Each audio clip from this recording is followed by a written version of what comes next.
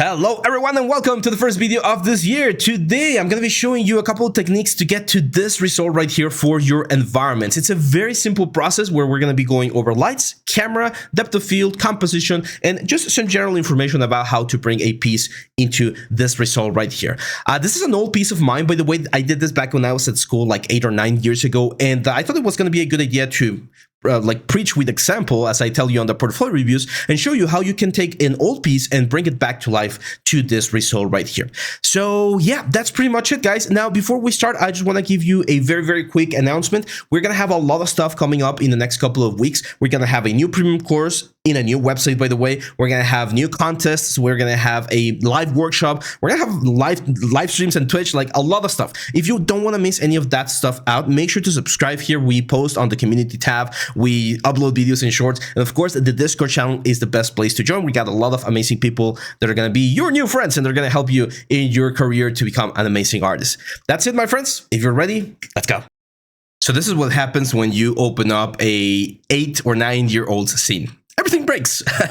This is a scene that I did when I was at Noman back in 2015. This was one of my first full scenes, and you can see everything's broken here. And the main reason is that the shaders that I was using back then were B-ray shaders. So I'm going to be using this one to very quickly explain a couple of things about cameras, because as we mentioned before, cameras are very important. They're a fundamental part of the processes that we're going to be using to capture and render our scenes. So first things first, I'm just going to select everything here and just assign the normal Lambert shader. There we go. So the funny thing about this scene, again, I did this so many years ago and I've learned so many things since then. So there's a lot of things that I would definitely change. For instance, all of these floating planes that I'm using here, they were used to bounce light onto the scene. We're going to talk a little bit about light in just a second, but we really don't need them, right? Now, the renders that I'm about to show you guys, of course, are going to be just clay renders because it will take me a considerable amount of time to reconnect all of the textures here for our scene. We're going to be doing this inside of Maya. Now, one thing that I want you to notice is that this is a very heavy scene. This is, let me see, 46 million polygons, and mainly because this is what it was meant to be, a subdivision element. So you can see that every single element is modeled in, right? So I got this trees growing in there. We got the flags, and for instance, I remember, I think this flag I didn't even retopologize. I just decimated it. I was like, oh, I just called it the day. So yeah, now let's talk about cameras. I do have a main camera right here. This was my shot cam in this instance. Let me show it to you. Let's go show all. There we go. And it's right here. So if I go panels, look to selected, this is the main shot, and you can see this shot, by the way, the render shot on my portfolio on our station. Again, what's my old pieces. And the thing that you need to understand about camera is that there are, I would say, 3 main things that you need to take into account. The first one is your focus, where you're going to be placing the focus of your camera. The second is going to be the focal length, which is going to be what kind of lens you're going to be using to capture your scene. And of course, composition. Composition is very important because you can have the best lens, you can have the best focus, but if the composition is just not working, then you're going to have issues. So let's talk about composition first. Maya has a couple of tools right here. I personally really like this one that gives you the half points or halfway points of your element. And as you can see, my composition is pretty symmetrical. I was trying to make sure that this thing was right on the center of the frame. Now, there are a couple of ways in which you can play with this. You can go for a thirds composition, where the main area, for instance, let's say this clock tower right here, is on one of the thirds of the composition. You can go for half of the composition on the ceiling. There's plenty of places where you can place your camera, and depending on where you place it, the feeling that you're going to be transmitting is going to be different for your audience, right? Let's start this off. So when I decided for this particular composition right here, there was a couple of reasons why I picked this. One, it was the closest one that was to the original concept piece that I was using. Second, I wanted this to be sort of like a kid's view. So if you're a smaller kid, you're usually going to be looking up to the buildings and all of these magnificent things. I added a mountain, I think a castle or something on the final element. So that's why I want this sort of low view. But if you're kind of a bird's eye view and you're doing an establishing shot and the characters are going to be walking here, you might opt for something like this, a higher shot, a high angle shot that's going to be looking down onto the street. Now, Maya does have this cool option, which is the ambient occlusion. It might be a little bit heavy on this one, but you can see a little bit more contrast, and we can of course turn on the anti-aliasing to make things look a little bit softer. So let's say this is going to be our composition right here. Once we have this, the next thing that we need to take a look at is, of course, focal length. And focal length is very important. Let me show you a diagram. So the focal length of a camera is the distance that you have from the lens to the sensor or to the film that's going to be capturing the whole thing. This right here is called the focal length. And we normally control it depending on the size of the lens and how many like magnifying glasses and glass we have in between the elements, right? So you can see this right here. So that's the focal length. Again, is from the point of the focal point, the last of the glasses of your lens, all the way to your sensor. So if you have a longer lens, we call those telescopics or telephoto lenses, the distance is going to be greater, and that's going to allow you to capture things that are really, really, really far away. And this is one of the things that I think get people very like confused. If you're using like traditional camera and you move things around like this, we usually like colloquially we say that we're zooming in and zooming out.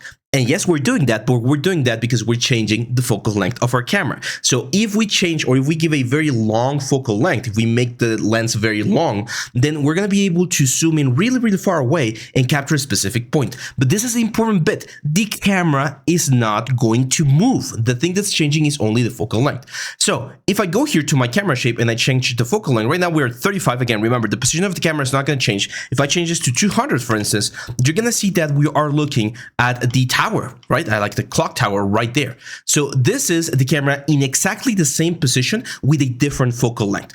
What is this going to allow me? It's going to allow me to see something that's very far away, but it's also going to flatten the perspective quite a bit. And this is very important because when you use very long lenses, things tend to look very flat. You're going to see these things being used usually in like nature documentaries, in sports events where you need to be far away from the action, but still see clear enough. And that's why everything feels like so close to lens, because all of the perspective, all of the depth that you normally have, it gets all crunched down into your image. Now, if we go the other way, if we go to what we call the wide lenses, like a 25mm lens, what's going to happen is we're going to start having this like super huge view of the element. We're going to be able to see more stuff, but the perspective is going to be very exaggerated. Okay, so we're going to see a lot of distortion on these sides of the cameras right here, like the trees and the doors. You can see I didn't even like model anything on those sides because I was never expected to model them. But even if we go right real close right here, I might be able to see, and you can see that things look very, very distorted. It always reminds me like the Spider-Man comics where you would see like from the top of the building or from the bottom of the building and things were like very stretched out. That's what happens when you start using a very low or a lower focal length like this, 18mm, 24mm. You can even go like super crazy to like a, I don't know, like a 12mm, and it's gonna start looking kind of like a fish lens. So if you want to do like this sort of like fish lens effect, you can really bring the focal length down. Now, the human eye, it's one of those like debating topics. Like, have you seen those people that debate whether our human eye can see 60 frames per second, 24 frames per second, or whatever? Well, the thing is, we can never tell, or we can never give a value to the way the eye looks because the eye is organic and the films is digital. So it's a whole different dimension. But we can compare it, or we can kind of like see in a similar situation. And usually, you're gonna see online that people refer to the eye depth or the eye focal length to a 35 to 55 angle. So if we go to 55, we're gonna get a relatively flat angle. Like you can see, there's not a lot of distortion, and it just looks very nice. I believe Blender by default has a 55 angle, which is again very good. For this particular scene, I personally went for the 35 angle because the 35 allowed me to see all of the things that I want to have in my scene right here. So this was my final shot when I was preparing this. So my rule of thumb is, try to decide what the best composition is, try to decide a good organization for your shot, and then try to decide what kind of focal length you want to have on your element. Do you want to see a lot of stuff even though it's going to be very distorted, or do you want to really focus on something? For characters, I would say usually 55 to 90 is a good number, because if you go lower, the distortion on the face is going to be really intense, and the ears and the nose are going to look very, very big. You can look at this, if you look here in Google very quickly, just portrait focal length. You're gonna see these very cool comparisons of how much the face and the body changes depending on which one you're using. You can see this one's a very intense focal angle, like a 24 or maybe like an 18, and this one's a more flattering one, which is probably like a 55 or like a 90. So again, this is very, very important to understand, because depending on which focal length you use, your characters will look different, especially if you're sculpting in ZBrush and then you bring them into another software, because remember, ZBrush works in a slightly non-3D way. It is 3D, but it's a little bit weird. Anyway, so let's do a quick render. Now, before I do the render, guys, remember I told you that this is a scene that I am converting. So the first thing I'm going to do is I'm actually going to save the scene as, I'm going to call this Victorian City. I always say them reborn, because it's being born again. And I'm going to show you two more things that you can use to optimize a very old scene so that you can start from a clean slate. The first thing, as you saw me do there, was I just like got rid of all of the materials and assigned just the basic Lambert material. We're going to be seeing the clay render on this one. But another thing you can do is you can go here to File and then Optimize Scene Size. This will delete all of the things that you don't need, all of the things that are not being used. So now if we go to the Hypershade, for instance, you're going to see that we should only have one material. We have this on another like wood ray, B-ray material. Let's just delete it, and you shouldn't have anything. Textures, as you can see, pretty much no textures right now. I would need to reassign. I do have all of the old textures, but again, it's going to take me forever to reassign them. You can see this floating tree right here. Why? Because it's not going to be seen on the shot. So I just wanted like the branches to look nicely over there.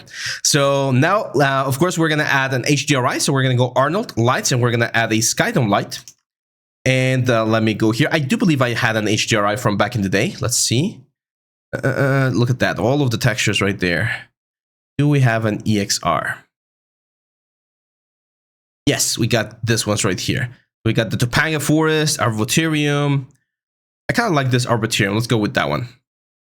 You can see that the sun is on that direction right there. Perfect. So let's see how Arnold can handle 46 million polygons. I'm gonna stop the video and show you the result. I'll let you know how long it took. And let's see. Okay, so not bad, 17 seconds. And again, this is 42 million polygons with an HDRI. Of course, it's a little bit noisy. We got our denoiser. Very important, we're gonna change this here to our shape 1, and this is what we got. So this is how you would, again, prepare a shot for a render. Like this will be like a normal camera just entering the shot or something. And it would allow us to just control things a little bit nicer. Now, I'm going to show you a very cool technique that I did with this particular element back when I was working on this. So first of all, let me just hide a couple of things that I don't want to see, like the cut there on the board there.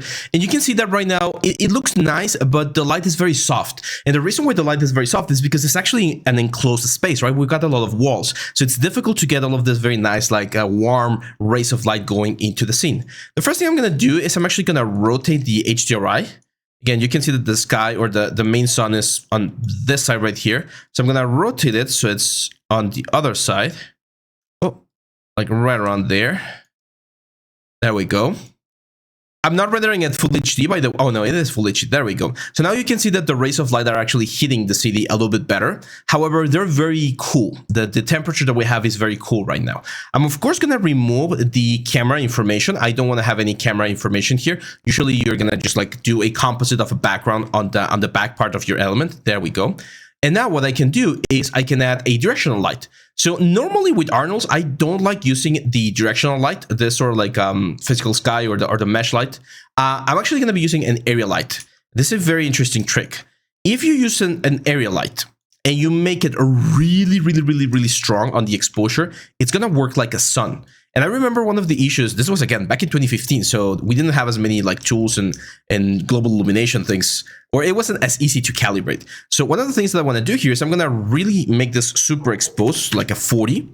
I know this is way too much. It's probably going to burn some things. Yeah, it's definitely burning. 40 is way too much. Let's try like a 25. Give this a shot. That's a little bit better. You can see that now. We're still like, that's a lot of light, but it's not like horrible. Let's go to like a 22. There we go. And that's what we would expect the sun to be, right? Like the sun is a very bright light. Now, the smaller the light source, this is very important. The smaller the light source, the harder the shadows are going to be. You can see that right now the shadows are relatively soft. If we make that little light a little bit more intense, you're going to see that the shadows are going to become a lot stronger. That looks very nice. 22 still, I feel like a little bit too much. It's way overexposed. So let's go 18. That's a little bit nicer. Like if you go outside and you take a picture, especially at like the afternoon, you're going to see like this very intense, like washed out color. However, I particularly think that's a little bit too much. Let's go all the way down to 15. And there we go. That's a little bit more balanced. Now it feels a little bit underexposed. Doesn't feel like an afternoon. So 16.5. And I'm going to stop there. Otherwise, it's going to take forever. So by doing this, we have now created a very nice single illumination point from the sun that's hitting our main element. However, you can see that all this area over here is very dark. And usually in environments in the real world, light bounces quite a bit. So this is where we can fake a little bit, fake a couple of things, and just fill in some elements. So I'm going to duplicate this slide right here. And especially, I'm gonna have it here on this alleyway. I'm going to make it a lot bigger because it's going to be a soft light. I'm just going to point this light towards that alleyway right there with the same intensity right now. If I do that, what's going to happen is we're going to get a lot of light right here. Of course, we don't want that much light. So this one's going to be, I don't know, something like a 13 maybe. And by doing that, we're going to be able to fill in this area, make it look a little bit more interesting without really overwhelming the whole thing. Remember that light deals with distance, of course. So if we bring this back, it's kind of like if we're turning it down. So we're going to still have a very nice like illumination here. Things are not going to be as dark anymore. And we're going to get a nice effect right here. If you want a little bit more bounce, and again, I've seen this done in several productions, you can add more lights. This is what we call breaking like physicality. This is not how physical light works normally, but in movie sets, in studios and things like that, you can do whatever you need, even in games, to make sure that you get a nice shots. For instance, this one I'm going to set to like 8 only. And what I want is I want to have a little bit more light on that area right there. So if we do that, you can see that this is now a little bit lighter. I'm going to exaggerate, actually. I'm going to change the color to like a green color. This is a technique that I like to use when I'm setting up lights to see how much contribution this is like getting into the scene. And you can see it's quite a bit, right? Let's go to a 10 and let's go back to a white light. And there we go. So now the whole scene is going to look a little bit more illuminated while still looking realistic, right? Like we're not adding another sun or another like really intense light on any side of the elements. So we're just making sure that things look just a little bit nicer. Probably going to bring this down to like a 9. Now, before we go on to the last bit, which is going to be the depth of field, which is going to, again, give us a little bit more of a cinematic look, I just want to play a little bit with temperatures. So this one, which is our sun, I'm going to use color temperature. I'm going to bring it quite warm. 4K is usually a good number because it's going to give us this very nice like sunset effect to the whole thing. Look at that. And this one right here, I'm actually going to keep it white. I was thinking about adding a blue color, but that's going to give me way too much contrast. And we already have the blue color coming from the HDRI. So that should be more than enough to give us a nice effect here on our scene. So now let's talk about focal or depth of field, sorry, which is the thing that we can use to blur out certain parts of the composition and make everything look a little bit nicer. But before we do that, we do need to increase our samples a little bit. The cool thing is we're using GPU, and as you can see, it's not really like having any issues. I'm going to say 10 max camera samples right there. And over here, I'm going to add a denoiser optics. So now if we do this, it's going to take a little bit longer, as you can see, but now the denoiser is going to kick in and should give us a nice effect. We're getting a warning here. Yeah, that's fine. So let's do another render. There we go. So it's going to take a little bit longer. As you can see, it's rendering at 30%. It's probably going to be like a minute or something. But once we do it, we're going to have a very clear image. And once we have that clear image, I'm going to be able to show you a little bit better how the depth of field is going to add just that extra little touch to make things look very nice. I think this will be a nice exercise. Should we do a full course or a full like video series here on YouTube on how to texture this one? Because I remember telling you guys about how to update your portfolio. And one of the advices that I always give is take an old piece like this one and just do it again, but better with all of the new things that you've learned. And I feel like this is a nice model. I'm not going to say it's the best model, but it's a nice enough modeling that I should be able to just make this look a little bit nicer. Anyway, so let's stop the render right there. And to make or to add depth of field, one of the things that I want to do is I want to create a little locator that's going to be my way to know how far away we want the focal point to be. So I'm going to go to create, and then I'm going to go to locator. And this locator right here, we can position it. It's of course going to be on the clock tower, right? That's the most important part of the whole scene. There we go. And it's very important that we get into our UI something called the object display. So I'm going to go to modify. Or sorry, display, heads up display. I'm going to look for this thing called, where is it? It's called object information, object details. There we go. So now if we grab the camera, we say panels, look to selected, and I grab the locator, you're going to see that over here, we're going to get a distance. Right now, the distance is 36 units away from the camera. By the way, this is very important. This scene is not up to real world size. That's why the numbers were getting a little bit crazy with the exposure. Ideally, I would need to scale this up to real world size for everything to work just a little bit more realistic. So 36.72 is my distance from the camera. I'm going to save a snapshot of this guy right here so we can compare. And I'm going to go to the camera. And back here or down here under Arnold, we have this option called enable depth of field. And on the focus distance, this is where you want to place the distance to the locator, which in this case was 36. That's it. Now, a very common mistake is people just stop there. You actually need to turn on the aperture size. So I'm going to exaggerate this a little bit. I'm going to set an aperture size of 1. And I already know that this is going to be way too much. So when I render, what's going to happen is everything's going to be out of focus except for that area. I mean, you might like this. If you want this sort of like shift tilt effect, I think it's called, that's fine. You can go for it. But of course, as you can see, especially because of the size of the scene, this is like working with a miniature. That's why the effect with a depth of field of 1 is so intense. But this is what you get to, or how you can get a very nice effect. Now, what are we going to do? Of course, we're going to change the aperture size to something like a 0.2, for instance. I do want to like a little bit of an aggressive one, but not too much. So a 0.2 depth of field, as you can see, it's going to blur out the foreground. Look at this, completely blurred out. It's going to keep the middle ground in focus, and then the background over here is also going to be blurred. I still feel like this is a little bit too much, so I'm going to stop it, and let's go to 0.1.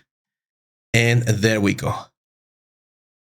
So yeah, that's pretty much it. Once you do this, as you can see, you're gonna have a very nice depth of field on your scene. You're gonna have a super simple light, just 3 lights, and I like placed them very strategically on a very old project. And look how nicer this this effect looks. I'm actually gonna show you. Give me 1 second. I'm gonna show you the old project.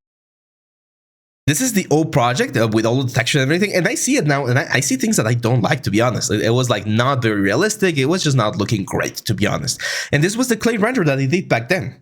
Just a very, very simple clay render, but it looks very CGI, right? Like very, I don't know, uninteresting, I would say. Compare that to this one right here. And even though it just took me, what, 20 minutes to do this? Look at the big difference that we get in terms of like realism or just like general look for our city, right? So this is again why it's so important to keep growing, guys. Keep learning. I know that especially if you're just starting your journey, it might be very difficult to understand that once you do this for several years, you will get better. But I remember it took me weeks to get to this point right here. And look at this, the render time for that one, 9 minutes and 40 seconds.